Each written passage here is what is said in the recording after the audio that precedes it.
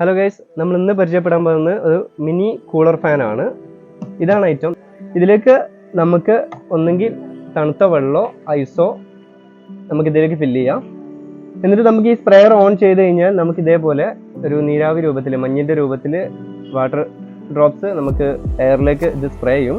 അതിൻ്റെ കൂടെ തന്നെ ഇവിടെ ഒരു ഫാനും കൂടി വർക്ക് ചെയ്യുന്നുണ്ട്. ഇത് രണ്ടും കൂടി ചേരുമ്പോൾ ചെറിയൊരു തണുപ്പ് രൂപപ്പെടും. ഇതാണ് ഇതിൻ്റെ ഒരു സയൻസ്. നമ്മൾ 10ാം ക്ലാസ്സിലൊക്കെ പഠിച്ചിട്ടുണ്ടാവും, ബാഷ്പീകരിക്കുമ്പോൾ തണുപ്പുണ്ടാവുന്നു എന്നുള്ളൊരു ചെറിയൊരു സയൻസ്. അതും കൂടി ഉൾപ്പെടുത്തിയിട്ടുള്ളൊരു പ്രോഡക്റ്റ് ആണിത്.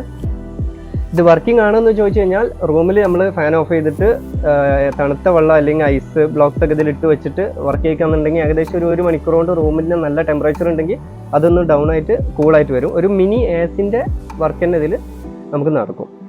ഇതിലുള്ള സംവിധാനങ്ങൾ നമുക്ക് 3 സ്പീഡ് ഫാനിൽ വരുന്നുണ്ട്, ലോ, മീഡിയം, ഹൈ. അതേപോലെ ഈ ഹ്യൂമിഡിറ്റി സ്പ്രെയറിന് ഇതേപോലെ നമുക്ക് 1, 2, 3 മോഡിൽ നമുക്ക് സ്പ്രേ ചെയ്യാൻ പറ്റും.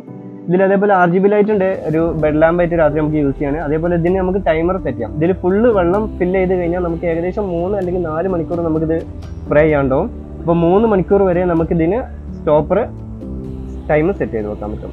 ഇത് റീചാർജ് ചെയ്യുന്ന ഒരു പ്രോഡക്റ്റ് അല്ല, നമുക്ക് നേരിട്ട് Type-C ചാർജർ, മൊബൈലിൻ്റെ ചാർജർ ഇത് കണക്ട് ചെയ്താലാണ് വർക്ക് ചെയ്യുക. അത്യാവശ്യ ഘട്ടങ്ങളിൽ വേണമെങ്കിൽ പവർ ബാങ്ക് വെച്ചിട്ട് നമുക്കിത് വർക്ക് ചെയ്യാം. പക്ഷേ കൂടുതൽ ടൈം കിട്ടണമെന്നുണ്ടെങ്കിൽ നമുക്കിത് ഡയറക്റ്റ് പവറിന് കണക്ട് ചെയ്യണം. ഇത്രയാണ് ഇതിൻ്റെ ഒരു ബേസിക് വരുന്നത്. വർക്കിംഗ് ആണെന്ന് വെച്ച് കഴിഞ്ഞാൽ ഇത് വർക്കിംഗ് ആണ്. അപ്പോൾ ഇതിൻ്റെ മറ്റ് ഡീറ്റെയിൽസ് ഒക്കെ നമ്മുടെ ഡിസ്ക്രിപ്ഷൻ ബോക്സിലുണ്ട്, ഒന്ന് ചെക്ക് ചെയ്ത് നോക്കുക. കൂടുതൽ എന്തെങ്കിലും ഡൗട്ട്സ് ഉണ്ടെന്നുണ്ടെങ്കിൽ നമ്മുടെ കമൻറ്റ് ബോക്സിൽ ചെയ്യാം, നമ്മൾ മാക്സിമം റിപ്ലൈ ചെയ്യുന്നതാണ്.